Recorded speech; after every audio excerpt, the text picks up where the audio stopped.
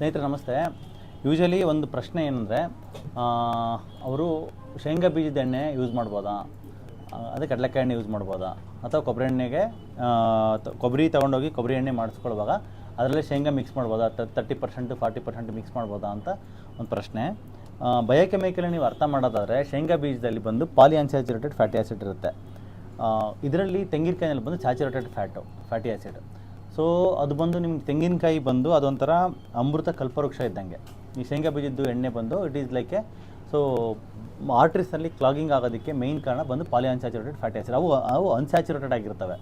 So ಹಾಗಾಗಿ ದಯವಿಟ್ಟು ನೀವು ಶೇಂಗಾ ಬೀಜದ್ದು ಎಣ್ಣೆ ಅಂದರೆ ಕಡಲೆಕಾಯಿ ಎಣ್ಣೆ 100% ಸ್ಟಾಪ್ ಮಾಡಿ. ಮಿಕ್ಸಿಂಗು ಮಾಡೋಕ್ಕೆ ಹೋಗ್ಬೇಡಿ. ಆ್ಯಸ್ ಇಟ್ ಈಸ್ ರಾ ಆಗಿ ತೆಂಗಿನಕಾಯಿ ಎಣ್ಣೆ ಯೂಸ್ ಮಾಡಿ. ಹಂಗೂ ಬೇಕಂದರೆ ನೀವು ಎಳ್ಳೆಣ್ಣೆ ಮಿಕ್ಸ್ ಮಾಡ್ಕೋಬೋದು. ಎಳ್ಳೆಣ್ಣೆ ಇದು ಓಕೆ, ಯಾಕಂದರೆ that is also saturated fat.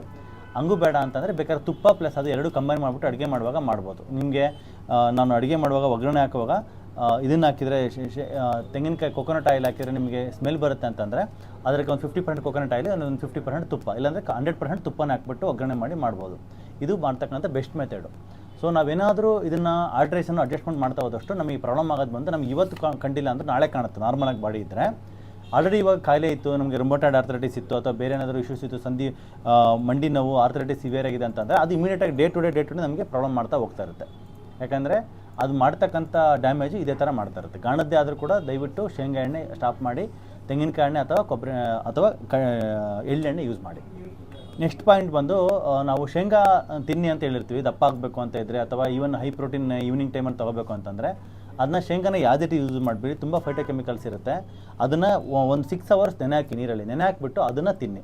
ಬೆಳಗ್ಗೆ ನೆನೆ ಹಾಕ್ಬಿಟ್ಟು ಸಾಯಂಕಾಲ ತಿನ್ಬೋದು.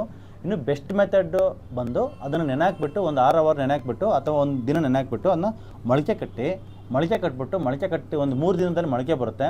ಅದನ್ನು ನೀವು ತಿಂದರೆ ಅದರಷ್ಟು ಶ್ರೇಷ್ಠ ಯಾವುದಿಲ್ಲ. ಸರ್, ಶೇಂಗಾ ಎಣ್ಣೆಗೂ ಮತ್ತು ಶೇಂಗಾ ಬೀಜಕ್ಕೂ ಏನು ಡಿಫ್ರೆನ್ಸ್ ಬಂತು ಸರ್ ಅಂದರೆ, ಅದು ಎಷ್ಟು ಬಯೋಕೆಮಿಕಲ್ ಚೇಂಜಸ್ ಆಗುತ್ತೆ. ಅದು ಮೊಳಕೆ ಬರುವಾಗ ಅಂದರೆ ತುಂಬ ಬಯೋಕೆಮಿಕಲ್ ಚೇಂಜಸ್ ಆಗುತ್ತೆ.